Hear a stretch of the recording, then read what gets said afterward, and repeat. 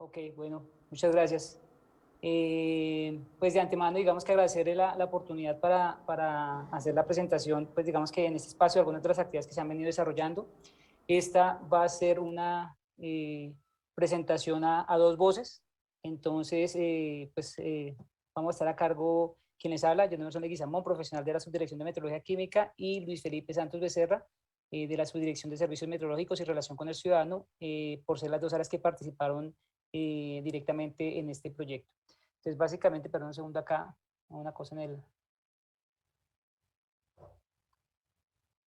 Perdón.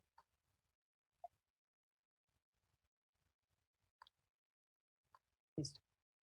Entonces, la idea es básicamente hablarles de un ensayo de aptitud que se realizó para la detección de SARS-CoV-2 por PCR en tiempo real, precisamente retomando algunas de las palabras y de las cosas que decía Diana en relación a los laboratorios y con el diagnóstico clínico.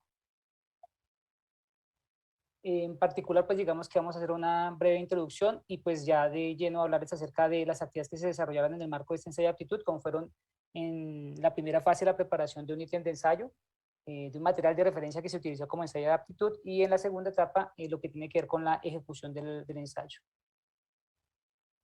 A manera de antecedentes, pues todos ya creo que conocemos a este personaje que es el virus del SARS-CoV-2. Y algunas características importantes es que es un virus constituido por RNA con una secuencia de alrededor de 30.000 nucleótidos y que pues digamos que codifican para algunas proteínas de interés como las que se presentan en la imagen y que pues digamos que son de interés diagnóstico, como son las proteínas de envoltura, la nucleocápside, las proteínas tipo spike, ¿cierto? Y las proteínas de membrana que se utilizan en diagnóstico. Este virus, pues como todos sabemos, aparece hacia finales de 2019 en la provincia de Wuhan, China. Una vez aparece, digamos que es rápidamente secuenciado, es decir, se identifican el orden en las que está definido su RNA y pues digamos que una vez se dispone de esa secuencia genética, ¿cierto? Rápidamente se comienzan a desarrollar un conjunto de protocolos para su detección. Entonces es así como desde el Centro de Control de Enfermedades de China, ¿cierto? O desde el Instituto Pasteur en Francia, o el Centro de Control de Enfermedades en Estados Unidos, el Instituto Nacional de Enfermedades Infecciosas en Japón, digamos que Charité en Alemania, que es un hospital y una universidad, y pues digamos que desde Hong Kong y Tailandia, se desarrollan un conjunto de protocolos para su detección. Estos son, digamos, de alguna forma compilados por la Organización Mundial de la Salud y publicados como digamos que algunos de los protocolos de referencia, todos ellos basados en la técnica de PCR que ya la vamos a ver y pues que digamos apuntan a diferentes regiones dentro del genoma del virus que codifican precisamente para algunas de las dianas de interés como son las proteínas, la región que codifica para las proteínas N, para RDRP, para o algunos marcos de lectura de interés. En relación con el método de medición, pues básicamente teniendo en cuenta, digamos, las características del virus y la forma en que actúa, entonces digamos que la etapa inicial es un muestreo, se hace un hisopado, ¿cierto? Y luego, pues digamos que si la muestra es positiva, pues se tiene que hacer una extracción del material genético, entonces se hace una extracción del RNA, y luego, pues digamos que hay que hacer un proceso adicional que básicamente consiste en convertir ese RNA en una molécula que se llama DNA, ¿cierto? Es que esa es una molécula de cadena sencilla, esta es una molécula de cadena doble, y es importante porque la técnica de detección que se denomina PCR, pues básicamente permite trabajar con ADN de manera inicial, ¿sí? Entonces, ADN, pues básicamente, el PCR es una técnica que básicamente traduce reacción en cadena de la polimerasa, que es como una fotocopiadora molecular que lo que se encarga es de amplificar secuencias de interés, en este caso pues secuencias que corresponden al virus. Si la secuencia está presente y se amplifica, pues significa que la muestra es positiva, si no hay amplificación, pues básicamente la muestra es negativa, ¿sí? Vimos que con lo que ha sucedido con SARS-CoV-2, pues digamos que la tecnología, digamos que el avance que hay en la tecnología permitió desarrollar métodos para su detección rápidamente. Esto pues digamos que también estuvo favorecido por lo que tenía que ver con las autorizaciones para uso de emergencia otorgadas por organismos como FDA o por la misma Organización Mundial de la Salud. De esa manera pues se desarrollaron un gran conjunto de kits diagnósticos de ensayos moleculares para detección de SARS-CoV-2. Esto, digamos que a la fecha hay alrededor de 514 ensayos comerciales diferentes disponibles, todos basados en PCR para la detección de este virus, ¿sí? Entonces, digamos que los laboratorios de alguna forma disponían de un gran conjunto de herramientas diagnósticas para comenzar a hacer la detección.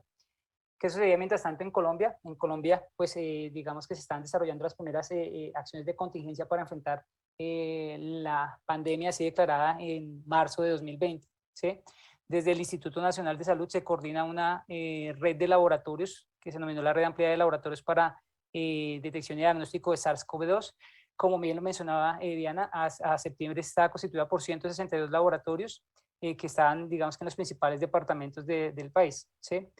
Frente a esto, y básicamente el ánimo de todas las entidades a nivel nacional era cómo apoyar las actividades de diagnóstico que se están haciendo, sobre todo cuando digamos que es tan importante el resultado de la medición, precisamente para tomar decisiones en torno a cómo controlar la enfermedad, ¿sí?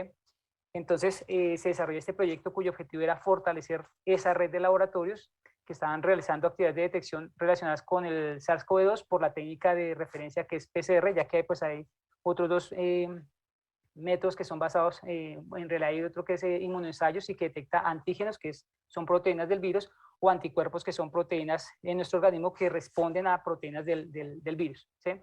Entonces este ensayo está dirigido para laboratorios que utilizaban PCR como método de detección, ¿cierto? Y básicamente su objetivo era la provisión de herramientas de aseguramiento para garantizar o para asegurar la confiabilidad de los resultados de medición. Este proyecto se hizo en conjunto con el Instituto Nacional de Salud y contó con el apoyo internacional del Programa Global de Calidad y Normas y del Instituto pues, de Metrología de Estados Unidos, que es el Instituto Nacional de Estándares y Tecnología, NIST. Para eso, entonces, básicamente, ¿qué fue lo que se desarrolló? Un ensayo de aptitud, ¿sí?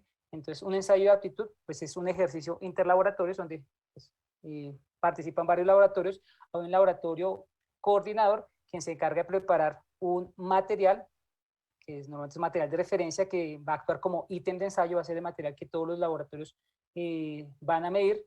Luego, con base en los resultados obtenidos en la medición, pues se obtienen algunas conclusiones en torno a el objetivo de la comparación o del estudio interlaboratorios.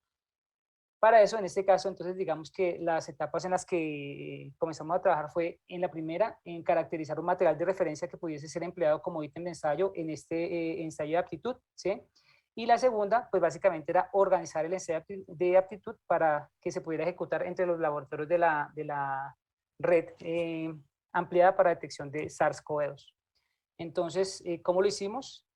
Inicialmente, pues, fue la preparación del ítem de ensayo de aptitud, y aquí contamos con la valiosísima ayuda de NIST.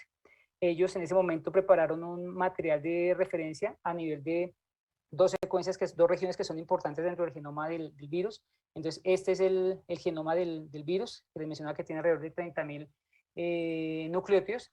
Y el material básicamente son dos tubitos, cada tubito tiene, un tubito tiene el fragmento 1 y el otro tubito tiene el fragmento 2, y esos fragmentos pues básicamente representan las regiones de interés para la detección del virus.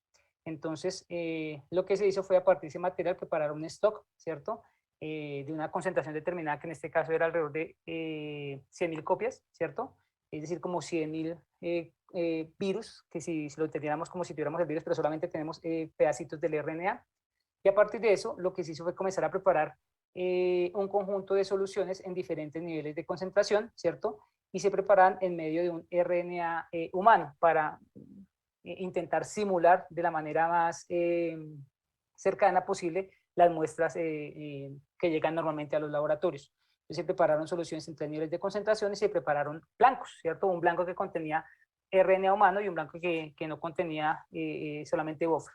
Se prepararon las soluciones, ¿cierto? Y luego lo que se hizo fue, con cada uno de estos, digamos, lotes de cada uno de estos niveles, se prepara un panel, y este panel era lo que constituía el ítem de ensayo de aptitud que se le enviaría a cada laboratorio. Esos materiales entonces fueron caracterizados precisamente para garantizar que sean adecuados para el propósito, es decir, que sean adecuados para ser empleados en el ensayo de aptitud, ¿sí? Entonces realizando los estudios de homogeneidad y los estudios de estabilidad, los estudios de homogeneidad pues, se realizaron básicamente tomando diferentes unidades del lote que se ha preparado en esta etapa piloto y verificar que el valor de la propiedad pues, se mantenga, ¿cierto? Y los estudios de estabilidad pues, se hicieron para precisamente corroborar o para verificar si el valor de la propiedad, ¿cierto?, se mantiene bajo diferentes condiciones que serán las condiciones de transporte. En este caso pues, se hizo un estudio del material a 4 grados Celsius y a menos 20 grados Celsius, empleando menos 70 grados Celsius como temperatura de referencia. Se hizo un estudio por 4 semanas, que era más o menos lo que se estimaba iba a durar el ensayo de aptitud. Y el método de medición fue PCR. A partir de los resultados obtenidos, pues se determinó que efectivamente el material es adecuado para ser empleado en el ensayo de aptitud y que podía manipularse a 4 grados Celsius. Con esto, pues básicamente lo que se hace en la siguiente etapa es ahora sí, ya con base en los datos del estudio piloto, se prepara un lote que es el material que se le va a enviar a los laboratorios. Entonces, siguiendo el mismo proceso que vimos ahorita, se preparó el material, se caracterizó nuevamente, se hicieron los estudios de homogeneidad, en este caso se cuantificó cada uno de los niveles del material. Entonces, vemos que el nivel alto de concentración tenía 1.400 copias por microlitro, el nivel medio de alrededor de 146 y el nivel bajo alrededor de 14 copias por microlitro. Si bien el ensayo de aptitud no pretendía que los laboratorios cuantificaran, porque el ensayo de aptitud fue cualitativo y básicamente pretendía era que los laboratorios declararan si está o no está, o si detectan o no detectan al virus, y pues es importante para nosotros en el proceso de preparación del material saber cuáles eran los valores de concentración. De la misma forma se caracterizó ese material evaluando, digamos que algunas de las regiones de interés, es decir, de los genes de interés, y mirando cuál era la respuesta instrumental que esperaríamos para los laboratorios. Esta es la presentación del material. Entonces eran 5 viales empacados en un blister plástico, en una bolsa plástica y luego en una bolsa aluminizada con los logos del Instituto Nacional de Salud y el Instituto Nacional de Metrología, que contenía básicamente la descripción del material. Cada unidad estaba empacada en teníamos un vial de polipropileno con 80 microlitros de solución, que fue cada uno de los niveles que se le enviaron a los laboratorios. Posterior a esto, entonces lo que se hizo fue comenzar a hacer ya la ejecución del ensayo de aptitud, ¿sí? Entonces ya teníamos el ítem de ensayo preparado, luego seguía comenzar a hacer el ensayo de aptitud, es decir, comenzar a hacer el estudio interlaboratorio, repartir las muestras entre los laboratorios. Para esto, pues digamos que aquí es importante aclarar que nuestro ítem de ensayo básicamente es una solución de RNA. Entonces recordemos que dentro del proceso de medición tenemos acá nuestra muestra, que hay que hacer un proceso de extracción de RNA y ahí se obtiene el RNA, ¿cierto? Y luego ese RNA se convierte en ADN. Por tanto, digamos que nuestro ensayo de aptitud solamente evaluaba lo que tenía que ver con esa etapa de la retrotranscripción, convertir el ARN en ADN y luego el proceso de medición. No cubría la parte de extracción y pues tampoco el muestreo, precisamente por la naturaleza del material. De esta manera, entonces, lo que se hizo fue preparar un protocolo del ensayo que se le envió a los laboratorios. Entonces, se les envió un protocolo preliminar, los laboratorios lo revisaron, luego se hizo la inscripción, luego se les envió un protocolo final, se les enviaron las muestras, se inscribieron 124 laboratorios, los laboratorios recibieron las muestras, hicieron la medición por pues, PCR, empleando, digamos, que los métodos que tuvieran implementados en los laboratorios, y pues digamos que una vez hicieron la evaluación, reportaron los resultados. A la par, nosotros íbamos haciendo el monitoreo del material para pues precisamente verificar que efectivamente se comportaba o se mantenía estable en el tiempo durante el transcurso del ensayo de aptitud. Y al final, a partir de los resultados reportados por los laboratorios, fue que se hizo la evaluación del desempeño con base en la concordancia de los resultados que reportan los laboratorios versus el laboratorio de referencia, que en este caso fue en el Instituto Nacional de Metrología. Aquí entonces le doy paso a Felipe, quien les va a comentar entonces ya sobre la organización del ensayo de aptitud. Listo, John, muchas gracias. Confírmame que me escuchan bien. Sí. Listo, John. Bueno, entonces, contextualizando sobre el proceso del ensayo de aptitud, tenemos pues que un ejercicio correcto de ensayo de aptitud implica varios pasos encadenados entre sí que se pueden resumir en 3 pasos generales. Uno sería la selección y la inscripción, otro sería la medición y el reporte, y tercero sería un análisis de resultados. Digamos que dentro de estos pasos generales, como lo muestra el diagrama, y bajo la norma ISO 17043 e ISO 13528, se lleva a cabo la planificación y la elaboración de documentos previos que para el caso del instituto se consolida como en un protocolo preliminar que se publica en la página web del instituto. Una vez inscritos los participantes, se hace el envío del protocolo final, donde se especifica el objetivo del ensayo de aptitud, su alcance, todo lo correspondiente a la organización y la logística del ensayo, la descripción del ítem del ensayo de aptitud, las precauciones en el manejo de los mismos, todos los lineamientos para presentar los resultados, los criterios de evaluación de los resultados, entre otros aspectos acordes a la norma. Luego se hace el envío del ítem de ensayo de aptitud para que los laboratorios realicen las mediciones y hagan su envío correspondiente de resultados en un periodo de tiempo que está predeterminado en el protocolo final.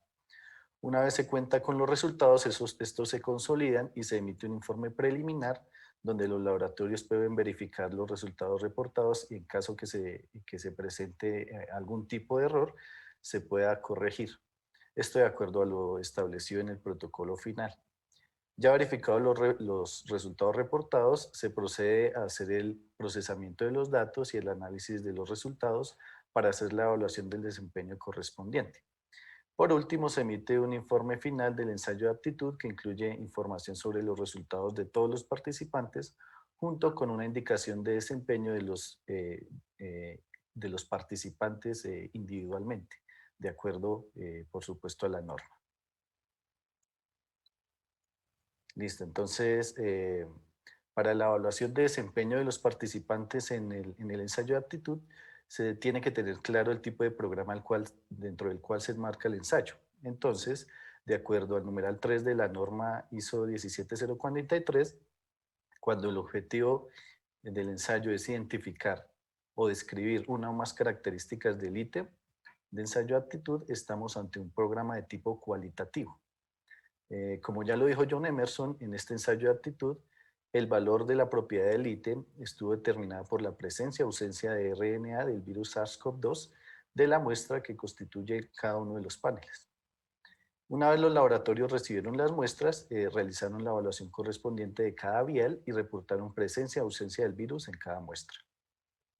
Como se nombraba anteriormente, de acuerdo al tipo de programa de este ensayo de aptitud, se empleó una evaluación cualitativa y el desempeño se basó en el número de muestras reportadas correctamente, como se presenta en la tabla.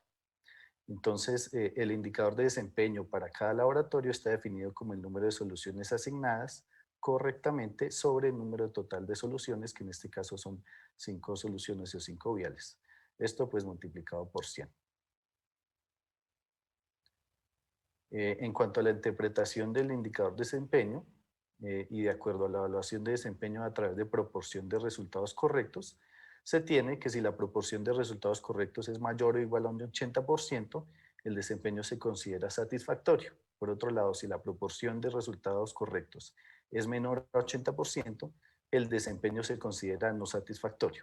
Es decir, si el laboratorio participante tuvo por lo menos 4 resultados correctos, su desempeño se califica como satisfactorio.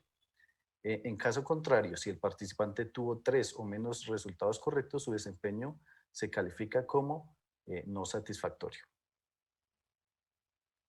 Listo. En cuanto a los resultados generales, entonces, dado que los laboratorios participantes reportaron resultados con diferente número de ensayos y dianas moleculares, la evaluación de desempeño se hizo por gen o ensayo por cada laboratorio. En los gráficos que aparecen en pantalla se hace una desagregación entre los laboratorios que reportaron un gen, los que reportaron 2 y 3 genes, con un 32, un 37 y un 31% respectivamente. Dentro de los laboratorios que reportaron solo un gen, el más reportado fue el gen E, con 24 laboratorios, seguido por RDRP y M. De los laboratorios que reportaron 2 genes, el par de genes más reportado fue E, RDRP y N, ORF1AB, con 14 laboratorios respectivamente.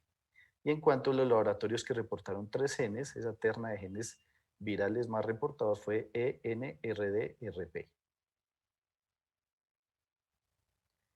Bueno, de los 121 laboratorios participantes, 119 laboratorios obtuvieron un desempeño satisfactorio para los distintos genes reportados, que corresponde al 98.3%.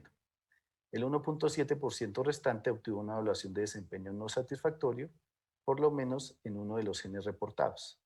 En este gráfico se muestra el conteo de los laboratorios desagregado por los genes reportados de acuerdo a la calificación satisfactoria al 100%, es decir, los laboratorios que reportaron resultados correctos de todos los viales, también los satisfactorios al 80%, los laboratorios que reportaron 4 resultados correctos, y los no satisfactorios, aquellos laboratorios que reportaron 3 o menos resultados correctos.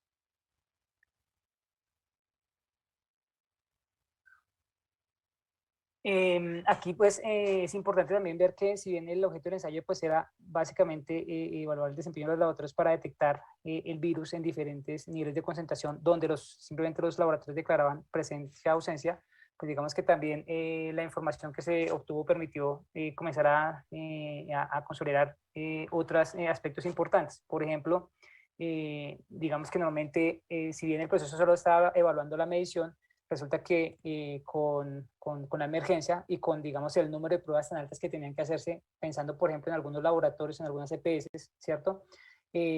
Comenzaron a llegar al país varias plataformas cerradas. Una plataforma de medición cerrada, pues básicamente lo que hace es que toma la muestra y hace todo el proceso. Es como en cierta forma, un poco una caja negra que toma la muestra, hace la extracción, hace la retrotranscripción, hace la amplificación, hace la detección hace la interpretación, ¿sí? Dice al final positivo o negativo, o está o no está, ¿sí?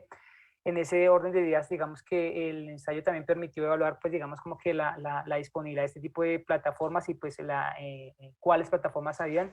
El 74% de los laboratorios que participaron pues utilizaban plataformas abiertas, es decir, solamente aquellas que me permiten hacer solamente la amplificación y pues de ahí en adelante la detección y el análisis de resultados, y el 26% utilizaban plataformas cerradas, ¿sí?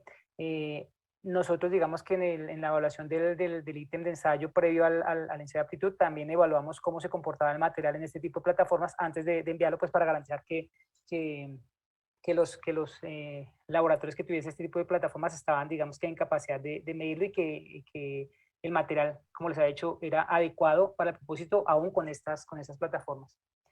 Eh, otro, eh, otro elemento importante es, si bien cerca del 99%, 98% de los laboratorios tuvieron resultados satisfactorios, pues 81% lo tuvieron con 100%, ¿cierto? Del indicador de desempeño, es decir, asignaron correctamente las cinco muestras enviadas, y alrededor de un 16% obtuvieron resultados satisfactorios, pero con el 80%, es decir, hubo una error en la identificación de, por lo menos, de al menos una de las muestras, ¿cierto? Que puede ser o una muestra positiva o una muestra negativa.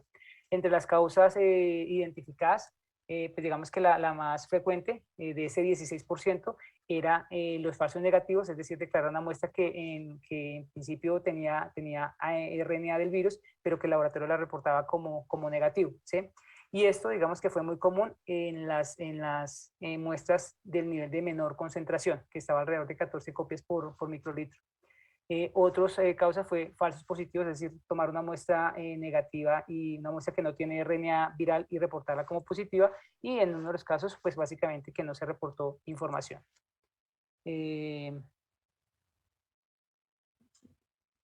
Otro elemento importante es que si bien el ensayo de aptitud, como ya lo hemos de pronto reiterado, era cualitativo, ¿sí?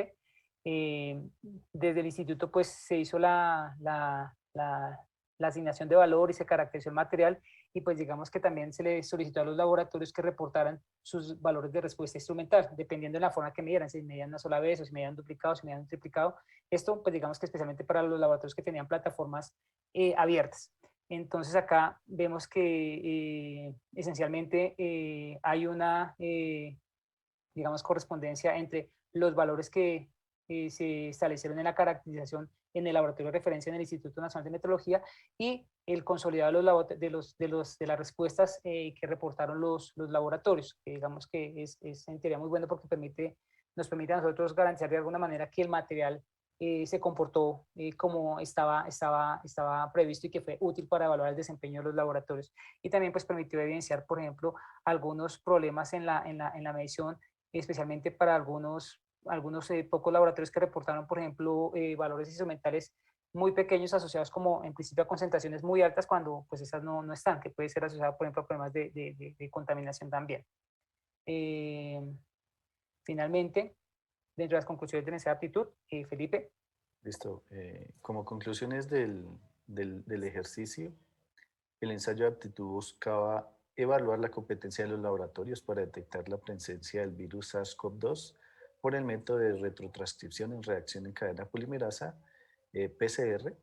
Dada la naturaleza del ítem de ensayo de aptitud empleado, este proceso no cubre la etapa de extracción de ARN, como se mencionó anteriormente.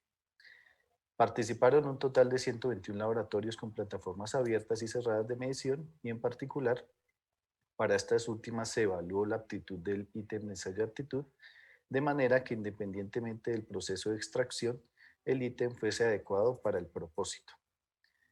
Se observa cómo los laboratorios están empleando entre 1 y 3 dianas para detectar el virus SARS-CoV-2, siendo la secuencia del gen E una de las más comunes, seguida por RDRP y N, con 35, 28 y 25% respectivamente.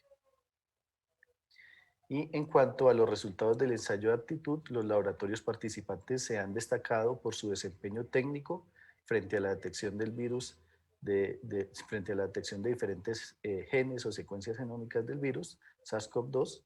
El 98.3% de los laboratorios obtuvo un desempeño satisfactorio, el 81.8% con una correspondencia del 100% frente a los resultados del laboratorio de referencia del ensayo de aptitud, mientras que del restante 16.5% de los laboratorios con desempeño satisfactorio presentó un error en la asignación de una de las muestras del PALEN asignado.